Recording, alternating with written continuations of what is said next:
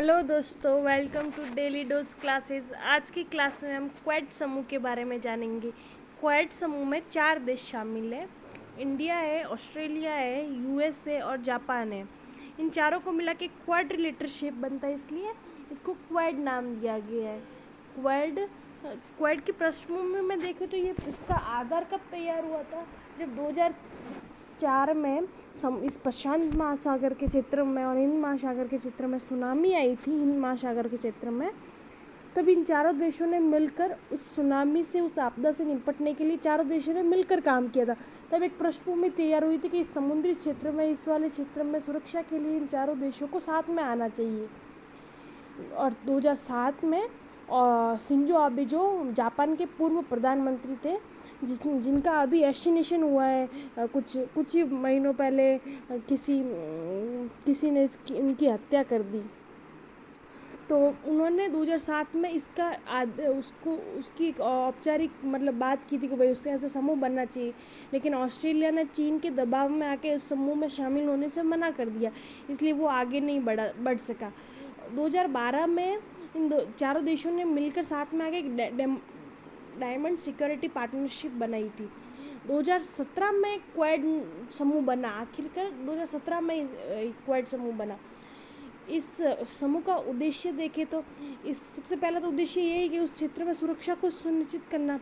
दूसरा है कि भाई इन चारों देशों के समुद्री व्यापार के क्षेत्र में मुक्त व्यापार को बढ़ावा देना। चारों देश लोकतांत्रिक देश है, तो सभी चाहते हैं कि भाई लोकतंत्र आगे बढ़े और मुक्त व्यापार को बढ़ावा मिले। तो इन चारों देशों का उद्देश्य है कि इस क्षेत्र में बिल्कुल शांति और स्थिरता बनी रहे तथा व्यापार तथा प्रगति होती रहे। इनको किसी भी देश के कारण रुकावट नहीं है। भारत के संदर्भ में इसके फायदे देखें तो भारत के लिए सबसे बड़े एक रोड़े के रूप में देखें तो चीन और पाकिस्तान है, जो दोनों कभी न कभी आक्रामक होते रहते हैं। चीन के एलएसी के पास और एलओसी के पास दोनों, और चीन को ऐसे भारत को ऐसे खतरा रहता है कि भाई कभी भी आक्रामक दिखा।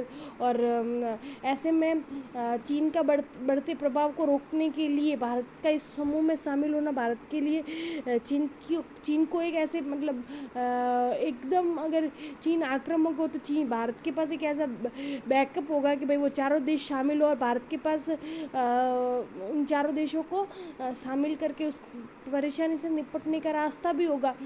दूसरा ये है कि भाई चीन के लिए हिंद महासागर बहुत इंपॉर्टेंट है। अगर वो अपना प्रभाव इसमें बढ़ाता है तो चारों देश शामिल होकर उसके प्रभाव को बढ़ने से रोक सकते हैं। अल्टरनेटिव हो जाएगा, क्योंकि चीन एक वो बेल्ट एंड रोड इनिशिएटिव के तहत अपने प्रभाव को बढ़ा ही रहा है पूरे विश्व में।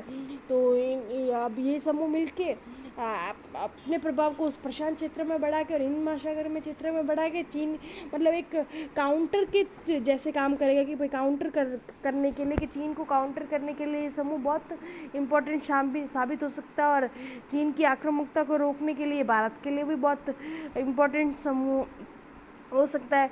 और साथ ही इस क्षेत्र में जो आपदा प्रबंधन के लिए चारों साथ में मिलकर काम करेंगे तो इस क्षेत्र में सुरक्षा और स्थिरता सुनिश्चित की जा सकेगी। और आगे की राह के रूप में देखें तो इस क्षेत्र में और हिंद महासागर के क्षेत्र में और प्रशांत महासागर के क्षेत्र में तो कितने सारे देश हैं हिंद प्रशांत, तो उन और देशों को शामिल करके इसको व्यापक बनाना चाहिए, जिससे कि दूसरों देशों को भी प्रतिनिधित्व मिले और व्यापकता भी आए समूह में। धन्यवाद।